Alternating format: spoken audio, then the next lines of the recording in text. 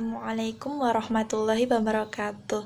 Halo, selamat siang anak-anak. Gimana kabar kalian hari ini? Kangen gak sih sama kita? Jarang, yang udah lama sekali gak ketemu ya sama Ustadz-Ustadzah di SMP Muhammadiyah Program Khusus Pracimantoro. Semoga pandemi ini segera berakhir sehingga kita dapat berkumpul lagi, dapat ketemu lagi, bisa belajar bareng-bareng lagi, bisa bercanda bareng lagi, bisa debat, mungkin bertukar pikiran. Yang paling kangen sama siapa sih kalian? Bisa lah ya, tinggal komen nanti di komen paling bawah. Mungkin guru favorit kalian atau gimana. Kan kemarin kita sudah kenalkan tuh sama ustadz-ustadzah, apalagi yang kelas 7 yang belum kenal sama ustadz-ustadzah, yang kemarin sudah sedikit kenalan sama ustadz-ustadzah, namanya siapa, mengampun apa. Nah, sekarang Ustadzah ingatkan lagi.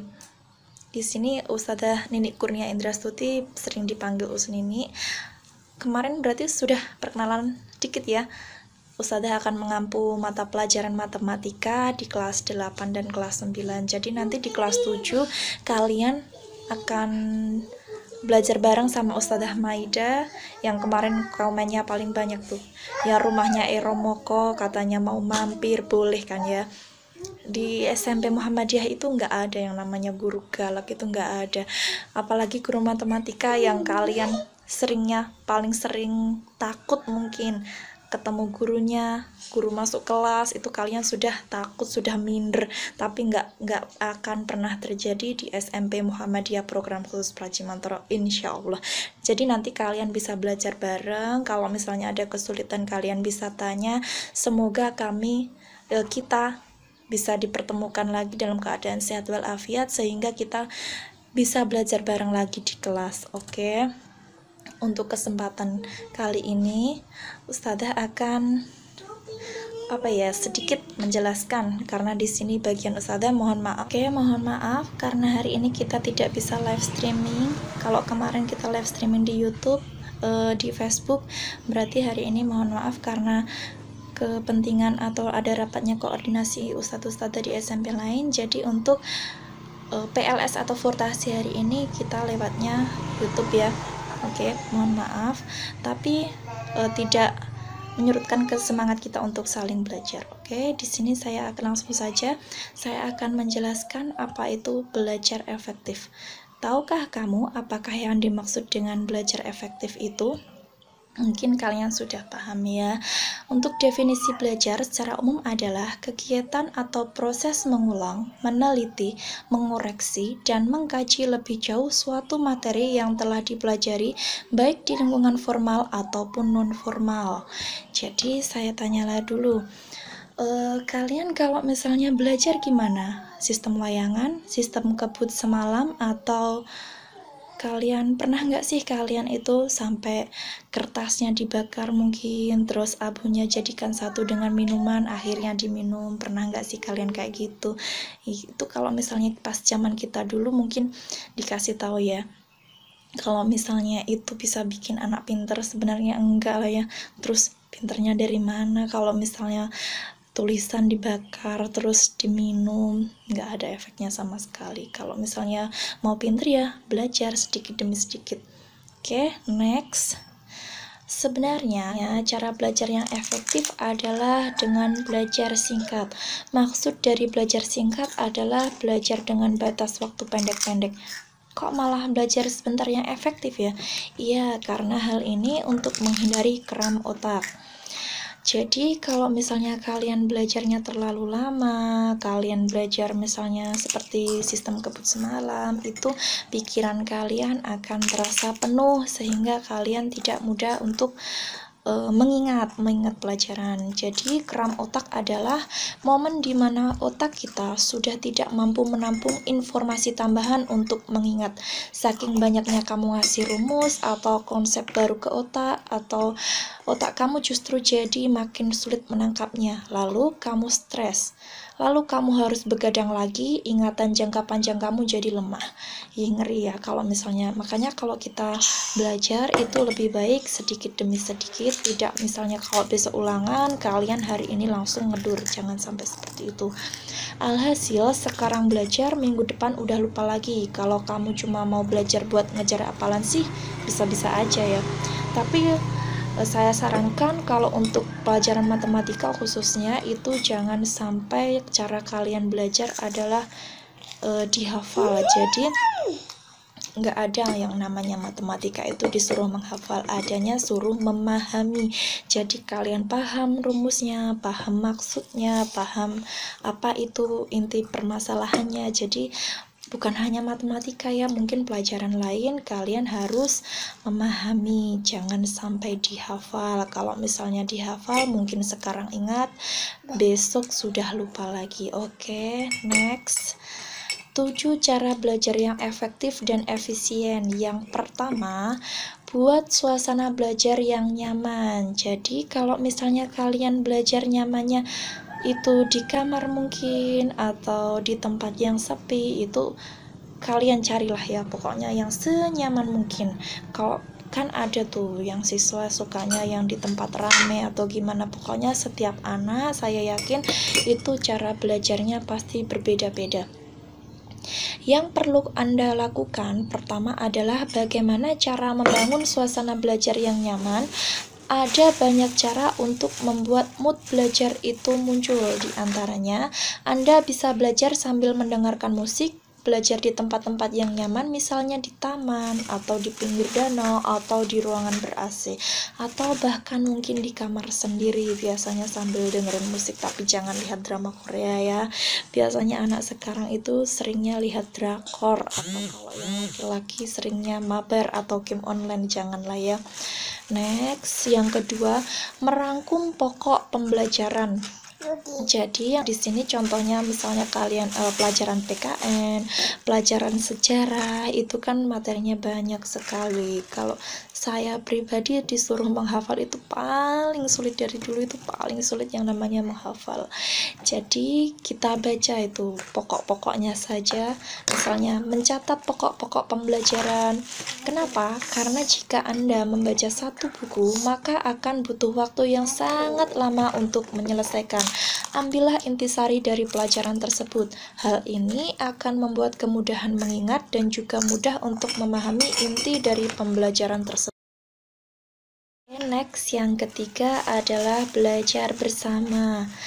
Metode ini seringkali dikatakan metode yang paling efektif karena dalam suasana belajar berkelompok yang cukup santai, otak menjadi lebih rileks menerima pelajaran atau materi yang akan diserap. Selain itu, hal-hal yang belum diketahui akan lebih mudah diselesaikan dengan bekerja sama. Maka sangat dianjurkan untuk belajar bersama untuk menghadapi ujian. Jadi beda ya kalau misalnya kalian itu belajar bersama, itu mungkin setiap anak beda. Ada yang cepat paham, ada yang nggak paham karena mungkin malah ngobrol sama temennya, atau bahkan mungkin apa ya, yang pintar suruh mengerjakan, ya nggak bisa itu malah ngecip nih kalau bahasa Jawanya ya. Oke, yang keempat adalah metode mempersingkat atau memodifikasi menyerupai nama sesuatu. Jadi, metode ini digunakan bagi beberapa orang yang kesulitan dalam menghafal, menggunakan nama-nama yang hampir mirip untuk mengingat materi. Jadi, ini sangat efektif digunakan dan otak sangat mudah mengingatnya. Nah, metode keempat ini biasanya sering digunakan oleh Ustadzah Wati selaku guru IPS di SMP Muhammadiyah program khusus Praji Mantoro.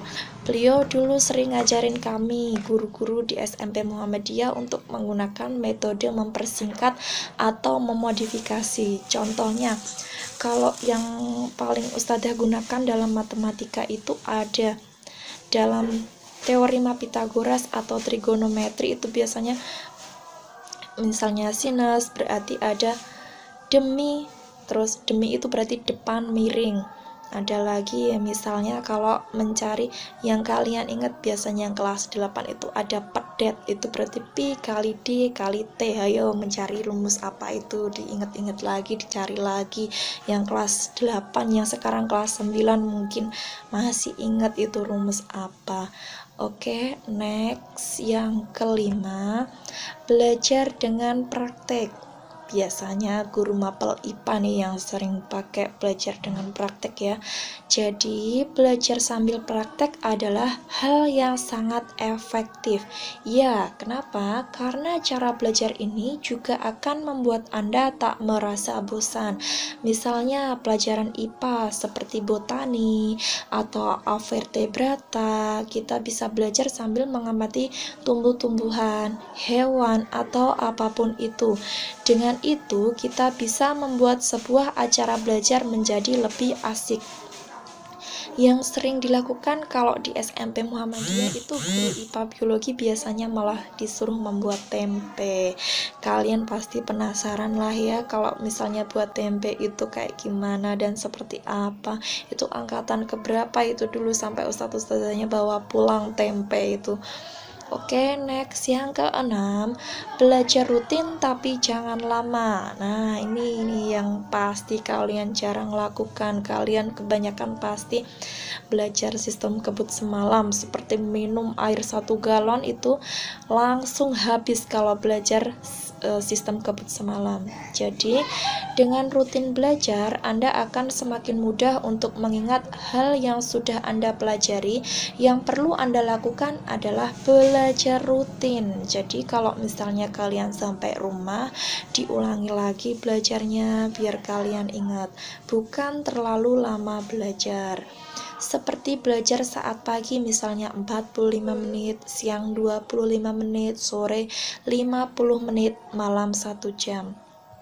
Cara ini sangat efektif dan pikiran juga akan tetap dalam keadaan rileks daripada harus belajar terlalu lama. Oke, yang terakhir, yang ketujuh, yaitu mengerti bukan menghafal. Seperti tadi yang awal Ustazah sudah sampaikan. Jadi kalau misalnya kalian belajar itu, kalian harus mengerti apa yang kalian pelajari, bukan kalian hafalkan. Tentu kalau misalnya kalian hafalkan sekarang ingat, nanti sampai rumah sudah lupa lagi. Atau mungkin kalau mau ulangan sekarang kalian hafal, itu besok sampai sekolah kalian ngeblank lagi, ya enggak sih? Oke. Hal yang paling sering dilakukan oleh siswa ataupun mahasiswa ketika ingin menghadapi ujian adalah menghafal. Sebenarnya tidak salah, cuman kurang efektif. Untuk lebih efektifnya adalah mengerti teorinya, maka dengan sendiri akan kita ingat ketika ujian. Kalau Anda masih dalam metode belajar dengan menghafal, sangat disarankan untuk pindah ke metode seperti mengerti materi. Oke, sampai sini paham ya? Mungkin 7 cara tadi adalah cara belajar efektif yang sampai saat ini kami ketahui. Apabila anak-anak ada metode yang lain, bolehlah ya nanti kalian komen di bawah, kalian tinggalkan komen biar teman-teman kalian bisa paham bagaimana cara kalian belajar. Atau mungkin saya nggak perlu belajar tapi saya sudah cerdas. Oke, mungkin kalian adalah ya beberapa anak yang dari lahirnya sudah terbilang cerdas. Jadi kalau misalnya anak udah cerdas sejak lahir, ini udah beda lagi lah ya. Ada beberapa teman kalian, kakak kelas kalian yang dulu itu jarang sekali masuk, tetapi giliran masuk pas ulangan mereka dapat 100. Itu ada beberapa anak kakak kelas kalian yang seperti itu. Tetapi tidak semua siswa terlahir sama, terlahir cerdas. Tapi mungkin ada juga yang sudah berulang-ulang atau mengulang-ulang pelajarannya, bahkan sampai dicatat berulang kali, kalian masih bingung. Jadi kalian cari metode apa saja yang kalian anggap paling mudah untuk belajar, untuk kalian mengerti. Mungkin cukup sekian untuk sharing kita pada siang hari ini untuk belajar efektif. Mungkin nanti kalian bisa tanya-tanya lebih lanjut atau ketemu pas kita nanti masuk face to face di SMP Muhammadiyah program khusus Praji Mantoro. Oke, kami tunggu kedatangan kalian. Semoga kelas 7 kalian nanti betah, kerasan bergabung dengan keluarga besar SMP Muhammadiyah program khusus. Kami yakin pasti nanti banyak sekali yang beda ketika SD ke SMP. Mungkin yang tadinya pendiam nanti jadi berani ngobrol di depan umum, berani ngomong sama temennya. Yang tadinya minder nanti kalian jadi berani ngomong di depan umum. Nanti kita latih kalian jadi kayak gitu satu persatu ya. Oke, mungkin cukup sekian dari kami. Kurang dan lebihnya kami mohon maaf. Wabillahi taufik walhidayah. Wassalamualaikum warahmatullahi wabarakatuh.